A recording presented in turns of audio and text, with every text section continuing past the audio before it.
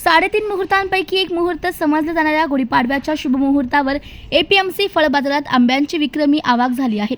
गतवर्षी 25,000 आंब्यांच्या पेट्या गुढीपाडव्याला दाखल झाल्या होत्या, मात्र यंदाच्या वर्षी आंब्याची आवक दुप्पट झाली असून यंदा 50,000 आंब्याच्या पेट्या एपीएमसी फळ बाजारात दाखल झाल्या। यासोबतच आंब्याचे दरही 300 ते 800 रुपये डझन असून खरेदीला देखील ग्राहकांची चांगलीच पसंती मिळते।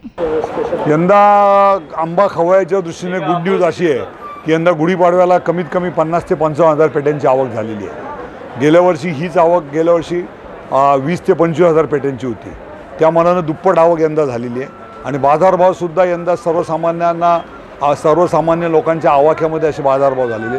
होलसेल मार्केटला छोटा माल जो आहे तो 300 रुपये आणि मोठा माल आहे तो 800 रुपये पर डझनाने असं बाजारभाव यंदा आहे, जो गेल्या वर्षीच्या तुलनेमध्ये कमी आहे।